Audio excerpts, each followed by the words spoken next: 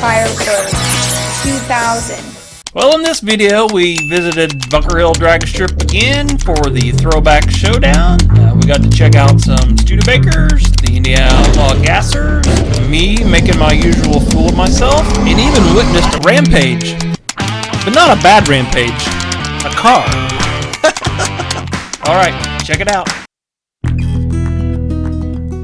Like I said, the pits are open for everybody. You're more welcome to walk around, talk to everybody, take some pictures. And if you're even nice, you may even be able to look inside your car and get a picture of the car inside because they're a really cool car. Also, don't forget the swap meet on the inside fence over there. Now, still got some cars coming in the front gate. That is awesome. Glad to see everybody here and hope everybody's going to have a great day here at Bunker Hill Dragstrip. At 12 o'clock, we will be having a Studebaker parade.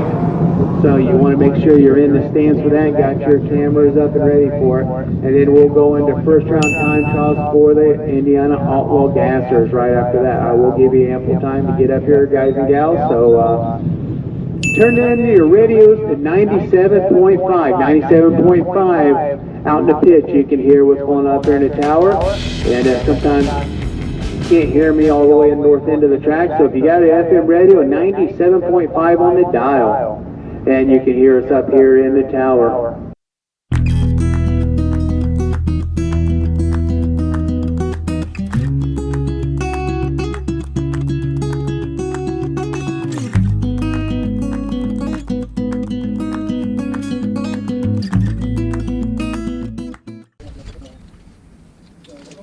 Got my new harness in and my new seat.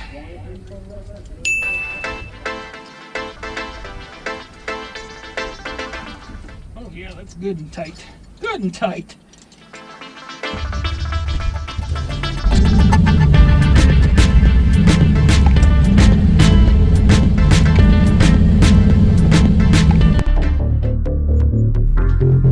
Okay, at least I think they're Studebaker hubcaps.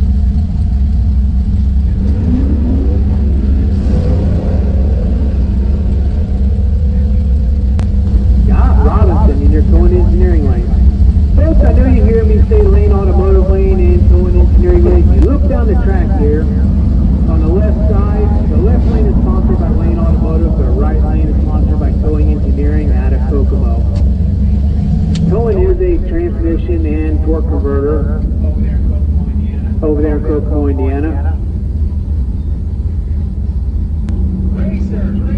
Racers, if you need race fuel, Dan Deshawn is over there at the trailer. I don't know exactly how long he's going to be here today, but if you need race fuel, go see Dan. He'll hook you up. The sooner the better. He's got pretty much everything you need over there. He's got the Deshawn transmission trailer at the front gate, and that is Dan Deshawn from Deshawn Transmissions out of Logansport for your daily driver or your race car. And we'll build it up the first time.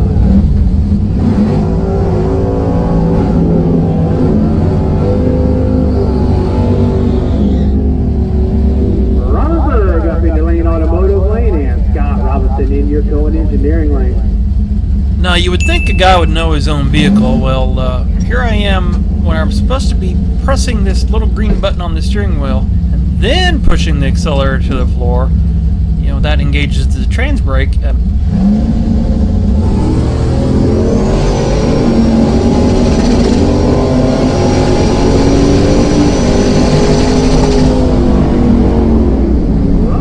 685 at 97 miles per hour. Scott with 1040 at 88 miles per hour.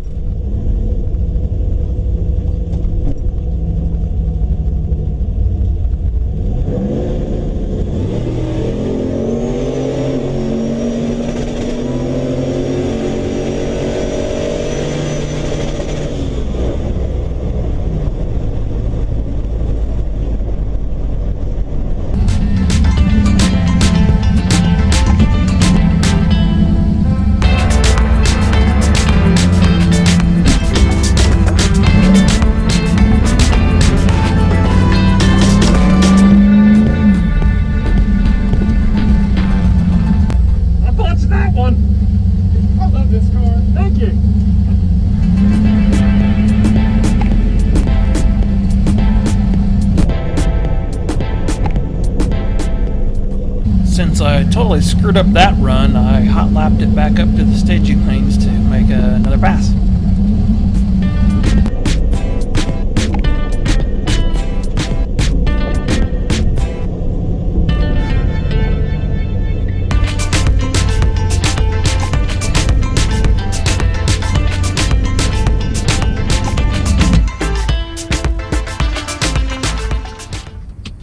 I left the key on and toggled the fuel pump off so my water pump and fans would run to cool the car down a little bit.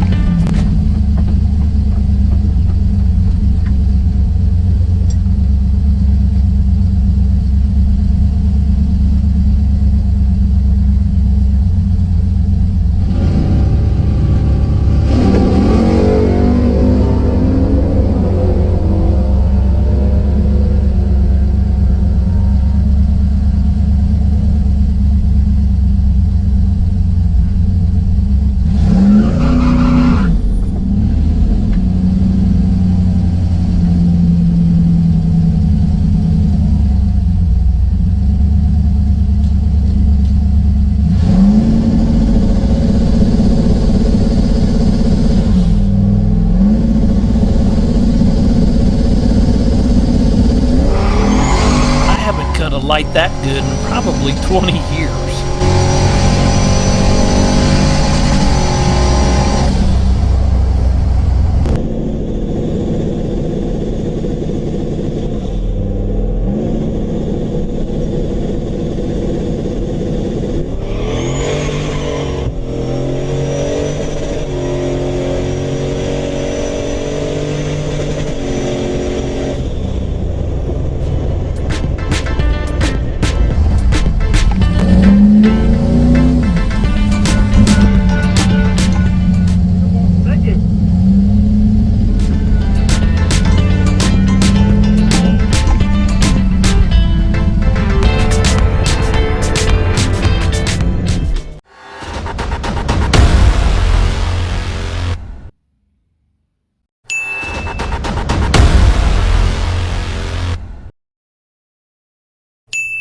Little history here for you folks.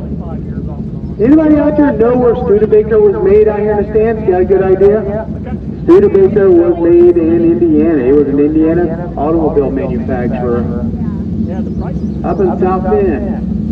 They started business in 1899 and went through 1963. But actually the Studebaker line went all the way back to Germany back into the 1800s. You know, they made wagons and so forth, and as they moved over to the United States, they started making automobiles and got quite the following. I mean, you can look right down here below the tower here, and I mean, there's perfect example of it. I mean, they made such a great line of vehicles. It's a shame they did go out of business after merging with another automotive manufacturer, but it's just one of the things. But I still think that if they'd have still been making cars, they'd still make a great car today.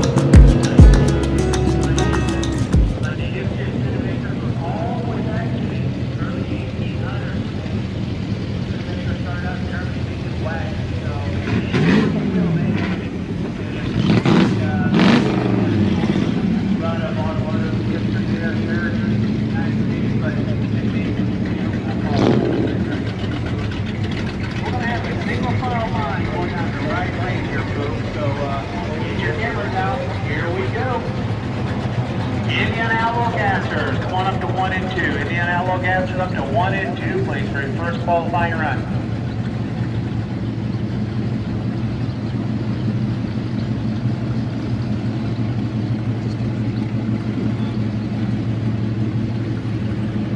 I'm showing you this for a couple of reasons. First is I love car shirts, so I always like getting them from events that I go to as a nice memory, and it's really cool to be able to get one from a local track. I purchased this shirt in the Bunker Hill Grill, which you're about to see.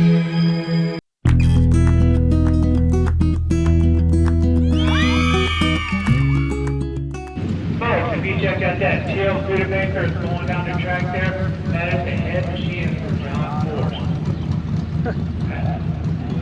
That is our look at these beautiful cars. Yeah, this car's in the in-combat right now. Wow, look at that wagon, folks. Studebaker made 7 lines of cars through the year. They had the Studebaker Champ, the Studebaker Champion, Explorer, Silver Hawk, and Roger, and then you'll probably not find another place anywhere around that has the Studebakers like we got here today.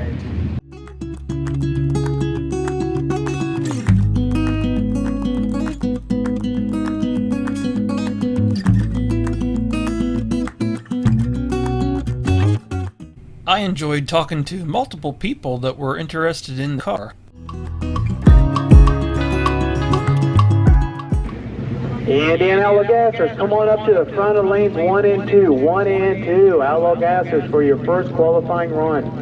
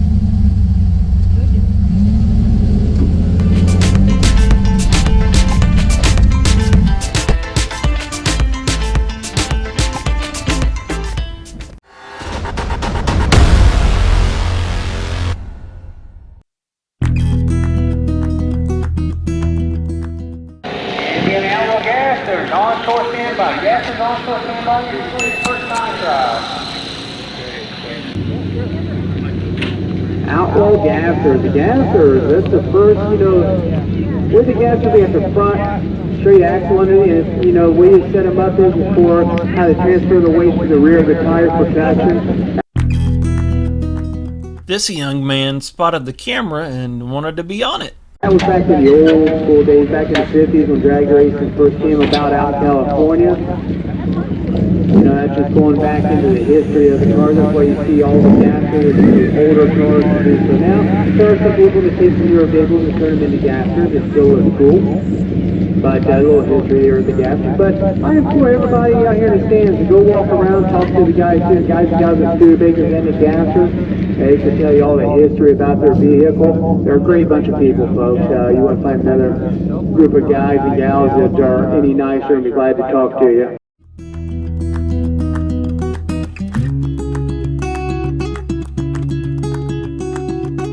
What you call the big end, the finish line. That's what we do here. We bracket race. So you don't have to have the fastest car in the world to win. You got to have a consistent car and be able to cut a light. And it might sound as easy, but it's really not that easy. It takes a lot of practice to be able to cut. The perfect reaction.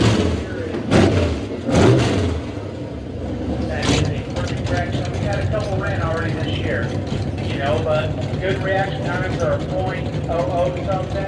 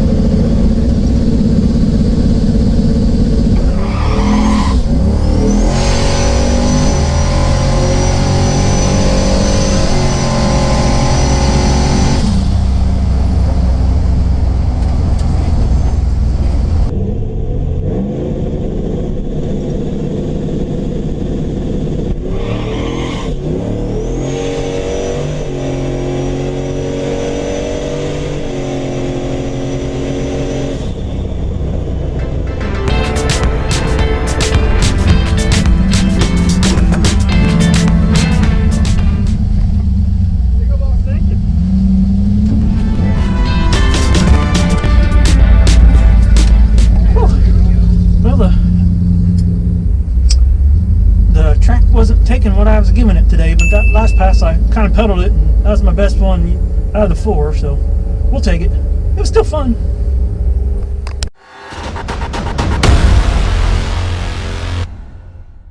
Well, you've seen me make 4 passes now, and none of them have been that great, but it has nothing at all to do with the track. The track was doing, track was great. A lot of it was me not doing a very good burnout and just fumbling around and things, and yep, it had nothing to do with the track. It was all on the driver.